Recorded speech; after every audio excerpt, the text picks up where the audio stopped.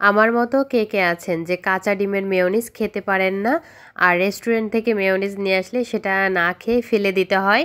সেদ্ধ ডিমের mayonnaise recipe শেখার পরে আমি বাসায় তৈরি করে রাখি। আর যে কোনো স্ন্যাক্স আইটেম বা ভাজা পোড়া বা পাউরুটি বলেন, সব কিছুর সাথেই কিন্তু এই মেয়োনিজটা খেতে খুবই ভালো লাগে। বিশেষ করে বাচ্চারা কিন্তু খুবই পছন্দ করে এই মেয়োনিজটা। আর নাস্তার জন্য কোনো টেনশনই হয় না, ঝটপটভাবেই যে কোনো কিছু বানিয়েই খেয়ে নেওয়া যায়।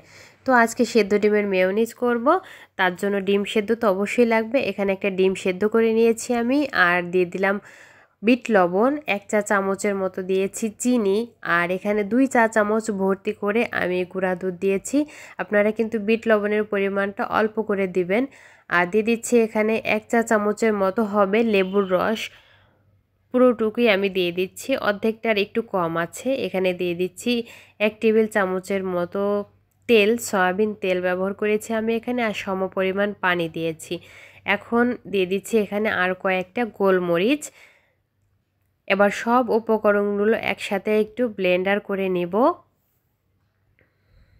তো আমি 2 বার করে একটু ব্লেন্ডার করে নিয়েছি। আর দেখুন এই মেয়োনিজটা কতটা সুন্দর হয়েছে দেখতে, আর খেতেও মাশাআল্লাহ টেস্ট অনেক সুন্দর ছিল।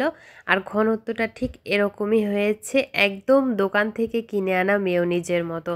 সকালে ঝটপট বাচ্চাদের কিন্তু পাউরুটির সাথে এই মেয়োনিজটা দিয়ে দিতে পারেন, তাহলে কিন্তু বাচ্চারা অনেক মজা করে খাবে। আর মায়েদেরও সকালের নাস্তা নিয়ে কোনো টেনশন করতে হবে না। আর আমার মতো যারা বাইরের মেয়োনিজ খেতে পারে না, তারা কিন্তু এভাবে ঘরে বসেই মেয়োনিজ বানিয়ে অনায়াসে খেতে পারে। তো আমি ডিম পোচের মেয়োনিজ বানাবো এখন, তার জন্য একটা ডিম পোচ করতে হবে। তো ডিমে একটা পোচ করে নিচ্ছি, এটাকে উল্টি পাল্টি একটু ভালো করে ডিমটাকে পোচ করে নিচ্ছি যাতে কোনো অংশ কাঁচা না থাকে। হয়ে গেছে আমার ডিম পোচ। আমি ডিম পোচটা নিয়ে নিচ্ছি একটা ব্লেন্ডারের ভেতরে।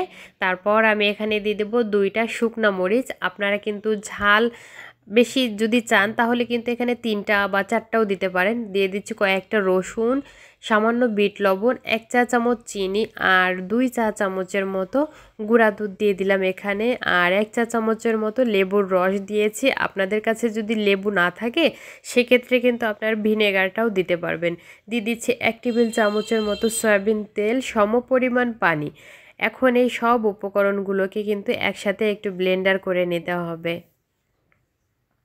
লেবুর রসটা দেওয়ার কারণ হচ্ছে আপনার এই মেয়োনিজটা তৈরি করার পরে কিন্তু আপনি অনেক দিন রেখে খেতে পারবেন। নর্মাল ফ্রিজে অন্তত 2 সপ্তাহ রেখে খেতে পারবেন, কিচ্ছু হবে না এই মেয়োনিজটা। দেখুন আমার ডিম পোচের মেয়োনিজটাও কিন্তু তৈরি হয়ে গেছে, ঠিক এরকম ঘনত্ব রেখেছি। আর এটা যখন আপনি নর্মাল ফ্রিজে রাখবেন তারপরে কিন্তু আরও একটু ঘন হয়ে আসবে। তো এই যে দেখুন 2 রকমের মেয়োনিজ দেখতে কতটা সুন্দর লাগছে, আর খেতে মাশাআল্লাহ অনেক সুন্দর। রেসিপিটি কেমন লাগলো অবশ্যই জানাবেন। ভালো লাগলে একটি লাইক, কমেন্ট ও শেয়ার করতে ভুলবেন না। আজকের মতো এখানে বিদায় নিচ্ছি। আল্লাহ হাফেজ।